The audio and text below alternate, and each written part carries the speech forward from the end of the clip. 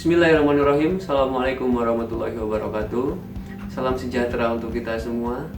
Alhamdulillahirrabbilalamin, hari ini kita dijumpakan kembali dalam kegiatan perkuliahan secara daring. Materi yang akan kita bahas di hari ini yaitu prosedur pembuatan alat permainan edukatif sebagai stimulasi perkembangan fisik motorik anak usia dini. Telah kita kaji bersama terkait perkembangan fisik motorik anak usia dini di pertemuan sebelumnya. Nah, di hari ini kita akan mengkaji terkait beberapa konsep alat permainan edukatif yang dapat kita kembangkan ataupun dapat kita buat demikian rupa untuk anak-anak. Dan tentunya permainan edukatif tersebut dilakukan ataupun diciptakan secara sederhana juga. Dua hal mungkin yang perlu kita pertimbangkan sebelum kita maju pada pembahasan berikutnya, yaitu kita batasi bahwa pembahasan kita hari ini adalah pembuatan alat main edukatif ataupun alat main edukatif untuk pengembangan motorik kasar dan alat main edukatif untuk pengembangan motorik halus anak. Kita pertama masuk pada perkembangan motorik kasar. Alat main edukatif untuk pengembangan motorik kasar anak tentunya berkaitan dengan stimulasi pada otot-otot besar anak. Beberapa media ataupun alat permainan edukatif yang dapat kita ciptakan ataupun dapat kita manfaatkan dalam kehidupan di lingkungan kita yang dekat dengan kita, intinya untuk yang dekat dengan anak-anak tentunya. Salah satunya yaitu ada tangga misalnya. Kita buatkan tangga, bagaimana anak-anak melatih otot besarnya untuk menaiki tangga dan menuruni tangga tersebut. Tangga seolah-olah seperti hal yang sepele, tapi ketika kita kaitkan dalam konsep pendidikan, maka tangga dapat dijadikan sebagai alat permainan edukatif untuk pengembangan motorik kasar anak gitu. Ataupun kita bisa berikan fasilitas karet untuk loncat tinggi misalnya, yang intinya bahannya yang aman untuk anak ya. Dengan kegiatan loncat tinggi, anak-anak meloncat-loncat dan itu akan menguatkan ataupun akan mematangkan dari fungsi fisik anak. Tulang kaki misalnya dari hasil kematangannya dikembangkan motorik kasarnya supaya bisa meloncat dengan ketinggian yang ideal di usianya. Kemudian menendang bola. Menendang bola anak-anak akan lakukan dengan otot kasarnya.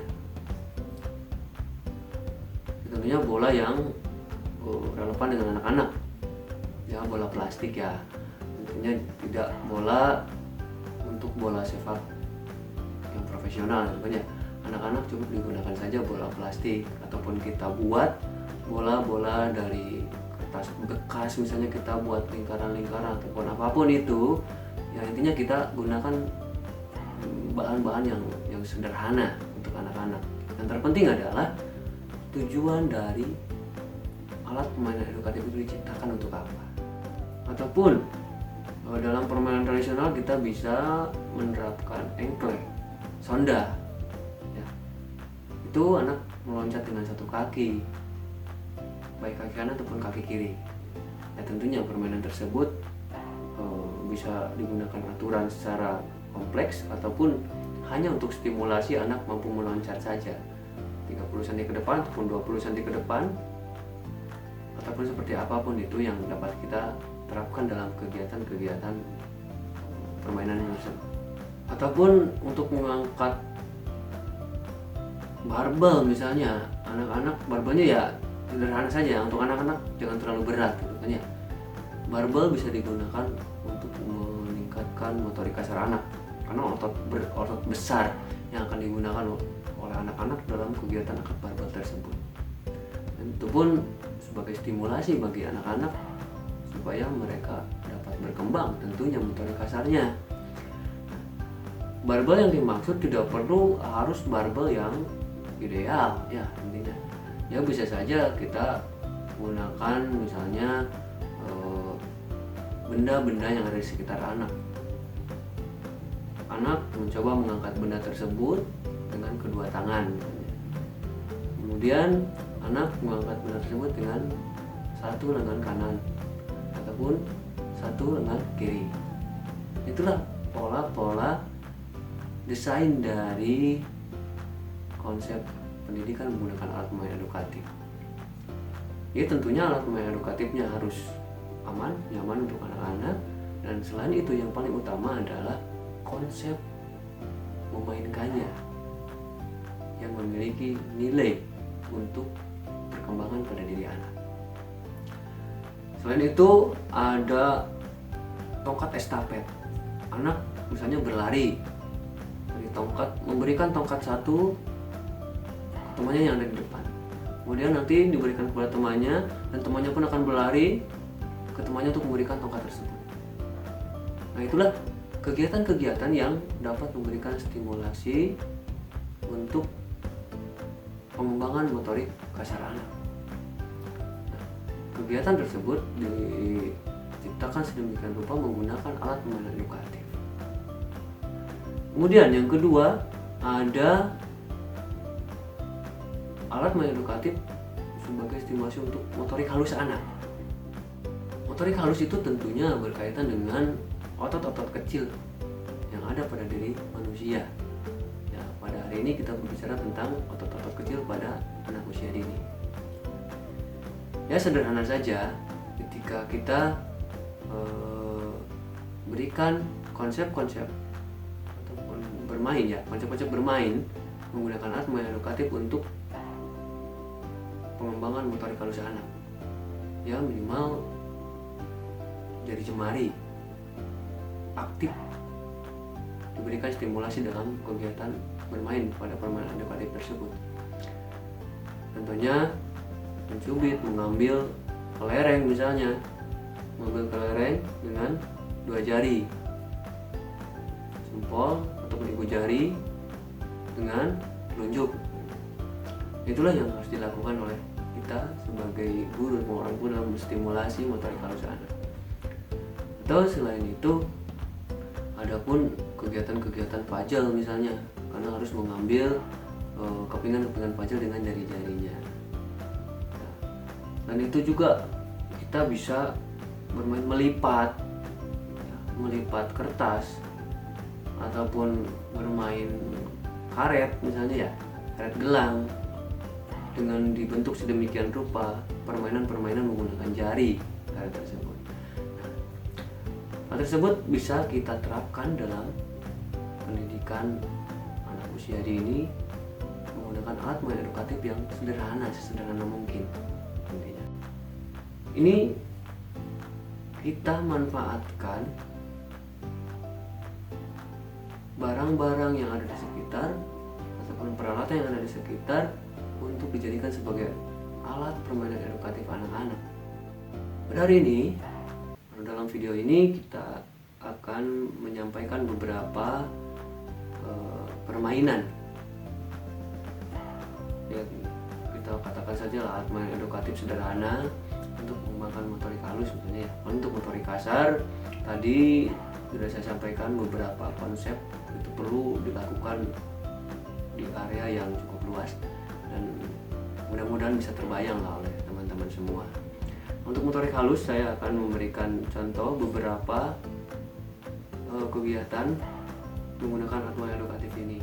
Nah, di sini saya memberikan contoh puzzle sederhana. Kita cukup printkan gambar dan warna dalam kotak-kotak seperti ini. Ada warna hijau dan ada warna merah, dan dalamnya itu ada berbagai gambar bentuk juga. Kemudian kita buatkan juga bahan-bahan yang sama dengan kita potong-potong, bukan ya, print dua, satu lagi dipotong-potong, satu tidak, gitu kan ya. Misalnya kita melatih motorik halus anak ini supaya jari mereka itu aktif, gitu kan ya. Ya anak itu harus dilatih mampu untuk menjepit kertas-kertas ini. Nah, ini sederhana kan, teman-teman bisa terapkan pada anak-anak, mencocokkan bintang hijau seperti ini, kemudian segitiga hijau seperti ini, ataupun bintang merah seperti ini, ataupun segitiga merah seperti ini. Ini ada oval hijau seperti ini, kemudian lingkaran merah begini, lingkaran hijau begini, dan oval merah seperti ini. Ini merupakan konsep sederhana yang dapat teman-teman ciptakan untuk alat main edukatif sebagai stimulasi motorik halus anak. Nah, ini saya buatkan contoh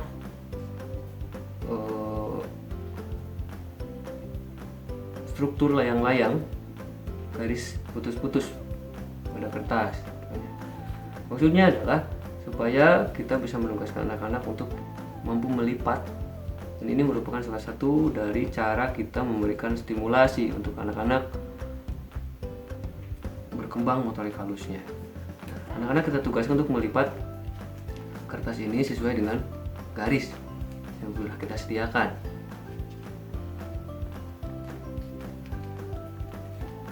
Dengan konsep seperti ini, maka anak-anak pun akan merasa senang, apalagi jika kita memberikan stimulasinya menggunakan berbagai gambar bentuk, tidak hanya layang-layang saja, atau dari berbagai bentuk kita gabungkan menjadi bentuk apa misalnya.